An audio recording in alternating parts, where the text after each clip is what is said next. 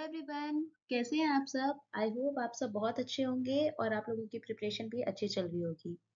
तो आज की इस वीडियो में हम बात करने वाले हैं कि आगे आने वाले 4 महीनों में हम अपनी प्रिपरेशन को कैसे करें कि हम जेई में जनवरी अटेम्प्ट में एक अच्छा स्कोर ला सकें और अपने ड्रीम कॉलेज में जा सकें। तो चलिए आज की इस वीडियो को शुरू करते हैं।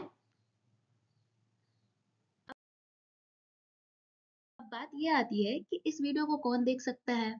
तो वो सभी बच्चे जो अभी क्लास 12th में हैं, अपने बोर्ड के लिए प्रिपरेशन कर रहे हैं और जेई में जनवरी को टारगेट कर रहे हैं, वो इन वीडियो को देख सकते हैं। और वो सभी बच्चे जो ड्रॉपर हैं, जिन्होंने ड्रॉप ले लिया है, वो भी इस वीडियो को देख सकते हैं। अगर आप सेल्फ स्टडी कर रहे हैं तब तो ये वीडियो आपके लिए बहुत हेल्पफुल होगी। आपको पता चलेगा कि आपको कैसे तैयारी करनी है, कितना पढ़ना है, कब पढ़ना है। और अगर आप कोई किसी कोचिंग इंस्टीट्यूट भी जा रहे हैं तो भी आप इस वीडियो को देख सकते हैं। आप अपनी प्रिपरेशन को ट्रैक कर सकेंगे कि हमारी भी तैयारी इसी अकॉर्डिंग चल रही है या नहीं चल रही है, या हम कहीं लैग कर रहे हैं। ओके।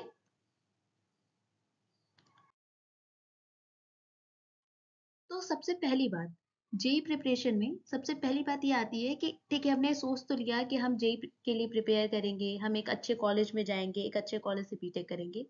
ये सब सोचना तो इजी है, लेकिन उसको अचीव करना थोड़ा सा टफ है। ज्यादा नहीं, लेकिन थोड़ा सा टफ है। तो उसके लिए आपके पास कुछ चीजों का नॉलेज होना बहुत जरूरी है।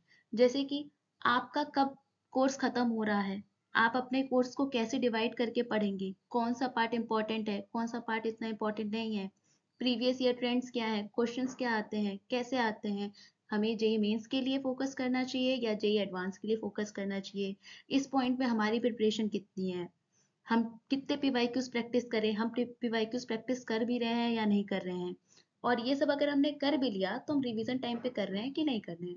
क्योंकि आप सबको पता है, अगर आप ड्रॉपर हैं तो आप क्लास 12th का एग्जाम दिए होंगे, आप एक बार और जेई मेन का एग्जाम दिए होंगे, तो आपको पता होगा कि आपको सारी चीजें तो ऑलरेडी आती होंगी, लेकिन उसके बाद भी एग्जाम में जाके आपसे क्वेश्चन नहीं लगे होंगे।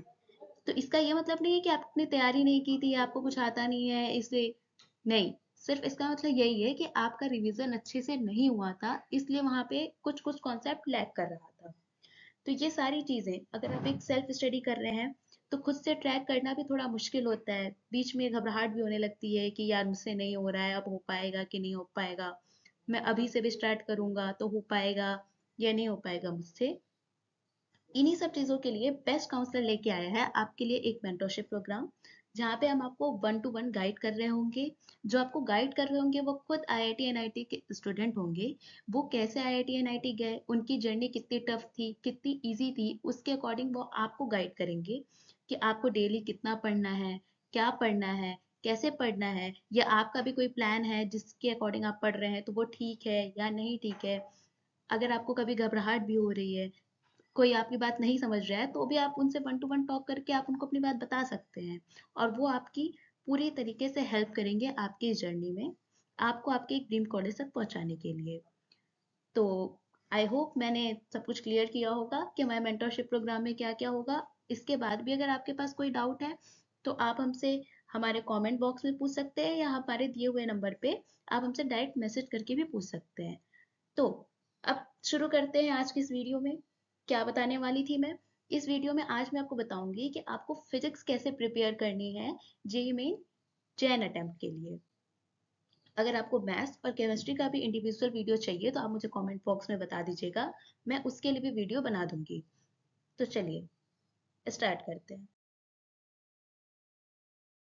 जैसा कि मैंने अभी बताया, देखिए पेपर के टाइम में क्या होता है, जब हम पेपर देने जा रहे हैं तो हमें लगता है कि हमने तो सारे कॉन्सेप्ट पढ़ लिए हैं और अब कहीं से भी पेपर आएगा तो हम कर लेंगे। लेकिन जब हम वहाँ क्वेश्चन लगाने जाते हैं, ये मेरा खुद का भी एक्सपीरियंस है कि जब हम वहाँ पे क्वेश्चन सॉल्व करते हैं, सब कुछ आने के बावजूद क्वेश्चन वहाँ पे सॉल्व नहीं हो रहे होते हैं। हम सारे फॉर्मूला पुटअप्स करते हैं, सब कुछ करते हैं, लेकिन लास्ट में कभी आंसर नहीं आता है, कभी हम यूनिट में कंफ्यूज हो जाते हैं, या बहुत सारी छोटी छोटी चीजें होती हैं जिसकी वजह से हम बहुत पीछे चले जाते हैं। और फिजिक्स एक ऐसा सब्जेक्ट है जो कई सालों के ट्रेंड में देखा जा रहा है कि फिजिक्स बहुत टफ नहीं आ रही है, मॉडरेट, इजी टू मॉडरेट ही आ रही है। स्कोर करना बहुत इजी है, अगर आपने थोड़ी भी अच्छे तरीके से प्रिपरेशन की है तो फिजिक्स आपको बहुत अच्छी परसेंटाइल लेके जाएगी। अब फिजिक्स को पढ़ना कैसे है? तो देखिए, जो आपके पढ़ाई का 70% टाइम है वो आपके प्रैक्टिस में जाना चाहिए। क्वेश्चन प्रैक्टिस, पीवाईक्यू प्रैक्टिस, जो आपने पढ़ा उससे क्या क्वेश्चन बन सकता है, फ्रेम हो सकता है, उसकी प्रैक्टिस में। आप 20% जो समय है वही सिर्फ थ्योरी को दीजिए। क्योंकि देखो हम हमेशा ये करते हैं कि हमारे कभी मॉक टेस्ट में नंबर कम आ गया तो हमें लगता है कि हमें थ्योरी नहीं आ रही, और हम यूनिट वन से दोबारा से स्टार्ट करते हैं पढ़ना, यूनिट वन के पहले पेज के पहली लाइन के पहले वर्ड से। ये बहुत बड़ा टाइम वेस्ट है, इससे कुछ भी नहीं होगा। आप दोबारा मॉक टेस्ट देना, देखना फिर भी उतने नंबर आएंगे। जब तक आप क्वेश्चन प्रैक्टिस नहीं करोगे, आपको नहीं पता होगा कि कैसे क्वेश्चन आ रहा है, हम उस प्रेशर में जो कॉन्सेप्ट हमें पता है उसे हम अप्लाई कर पा रहे हैं या नहीं कर पा रहे हैं, तब तक कोई रिजल्ट नहीं मिलेगा। ठीक है?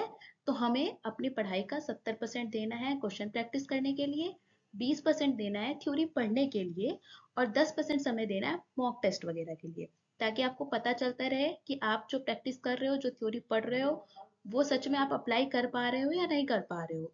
ऐसा नहीं हो कि आप मॉक टेस्ट नहीं देते जा रहे हो और आपका पहला मॉक टेस्ट जेईई मेन ही हो जाए।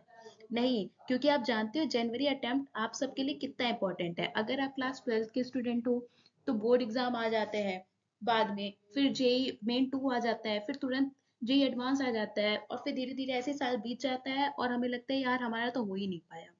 अगर आप ड्रॉपर स्टूडेंट भी हो तो अगर आपके जेई मेन में अच्छे परसेंटाइल आते हैं तभी आप का मतलब मोरल बढ़ता है कि मैं जेई अप्रैल अटेम्प्ट में भी अच्छा करूंगा। लेकिन अगर जेई मेन जैन में ही अच्छे नंबर नहीं आते हैं तो ट्वेल्थ वाले तो ये सोचते हैं चलो चलो नेक्स्ट ईयर देखेंगे, अभी तो बोर्ड पे ध्यान देते हैं, बोर्ड भी जरूरी है। और टॉपर्स भी दूसरे कॉलेजेस को देख लगते हैं, प्राइवेट कॉलेजेस को देखने लगते हैं कि यार जब इसमें नहीं हुआ तो आगे होगा या नहीं होगा, है ना? और अगर आपको सच में अभी भी ऐसे डाउट्स आते हैं, इसीलिए मैंने आपको बताया था कि हमारा मेंटोरशिप प्रोग्राम है। हमारे मेंटोर्स आपको गाइड करेंगे कि सच में इस टाइम पे भी आपसे हो पाएगा या नहीं हो पाएगा। और हाँ, एक बात और मुझे आपको बतानी थी कि लोग बहुत कंफ्यूज रहते हैं कि मुझे जेई मेन को टारगेट करना चाहिए या जेई एडवांस को। तो देखिए, जेई मेन और जेई एडवांस दोनों का पैटर्न बहुत अलग अलग होता है। तो पहले आप जेई मेन को टारगेट करिए, क्योंकि अगर आपका मेन ही अच्छा नहीं जाएगा तो एडवांस तो फिर दूर की बात है ना। अगर आपका जनवरी बहुत अच्छा जा रहा है मेन, अगर आप 99 परसेंटाइल प्लस स्कोर कर रहे हो तो आप एडवांस के लिए पूरी तरीके से फोकस हो पाओगे। और थोड़ी थोड़ी एडवांस की तैयारी पहले से भी हम करते चलेंगे। ये सारी चीजें आपको हमारे मेंटोरशिप में प्रोग्राम में बताई जाएंगी कि आपको कैसे कब तैयारी करनी है। चलिए आगे चलते हैं। अब हम बात करेंगे हमें कैसे तैयारी करनी है। अब हमारे पास 4 महीने हैं। 4 महीने में टोटल ऑलमोस्ट 120 दिन होते हैं। तो हम इसको 3 पार्ट में बांटेंगे।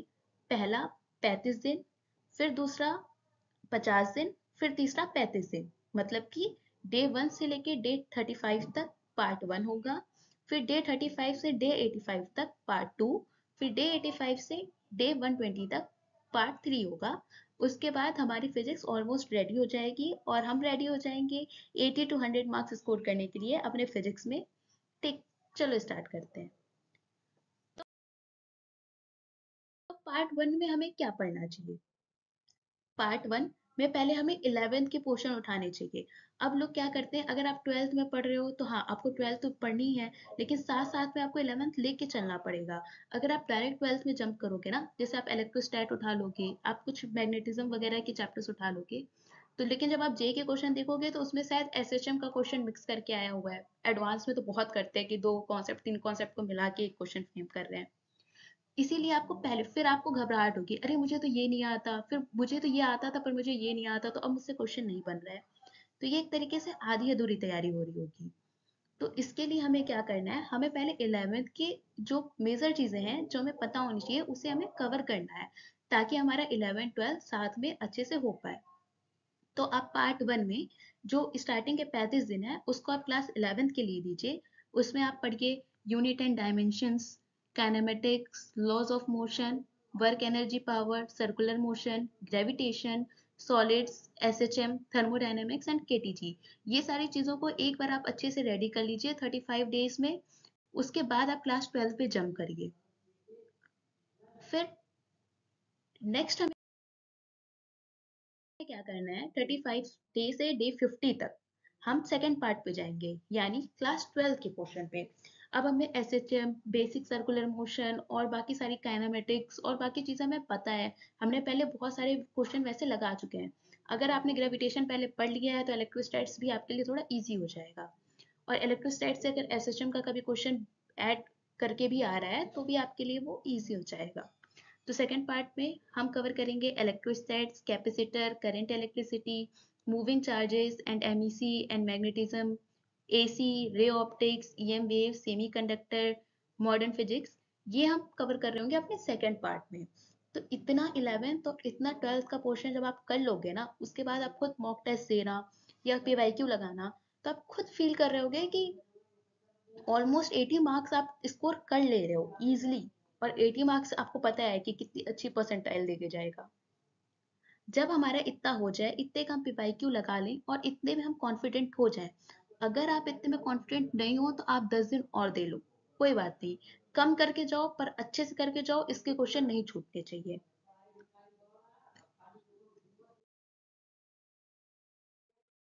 चलिए आगे चलते हैं। पार्ट थर्ड में हमें क्या करना है।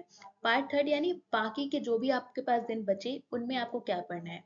उनमें थोड़े टफ टॉपिक्स की तरफ हम जाएंगे। अगर आपका पहले सब कुछ रेडी हो चुका है तो अब हम टारगेट करेंगे 100 मार्क्स को।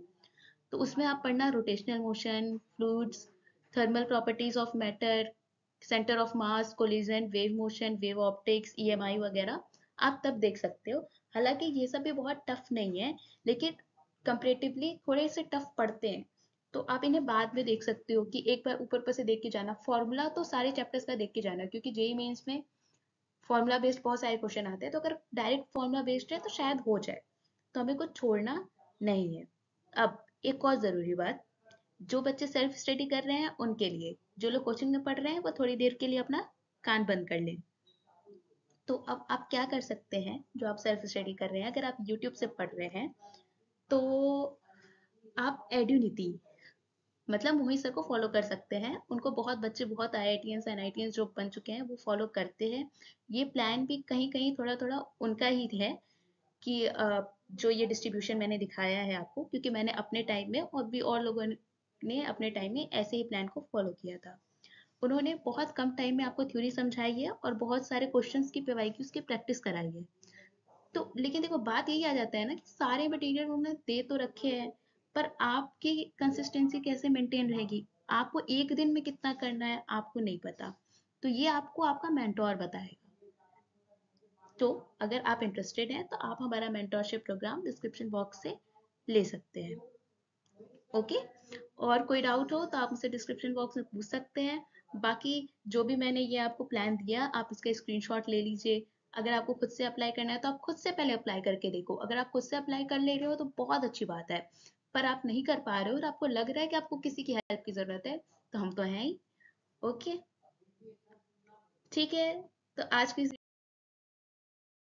वीडियो को हम खत्म करते हैं। Thank you, bye bye. अगर आपको वीडियो अच्छी लगी तो लाइक करिए, शेयर करिए, कमेंट्स करिए अच्छे अच्छे। और अगर आपको केमिस्ट्री के लिए और मैथ्स के लिए भी ऐसी वीडियो चाहिए तो भी आप मुझे कमेंट बॉक्स में बताइए। अगर कमेंट बॉक्स में आप मुझे बताएंगे नहीं तो आगे की वीडियो आएगी नहीं। जितने ज़्यादा कमेंट्स होंगे कि हमें वीडियो चाहिए, तो फिर मैं अपने आगे की वीडियो पे भी काम करूंगी। और आपको क्या क्या हेल्प चाहिए आप सब बता सकते हैं। आपको पीवाईक्यूज प्रैक्टिस करनी है, आपको किस रिगार्डिंग वीडियो चाहिए, वो भी आप हमें बता सकते हैं। ओके। बाय।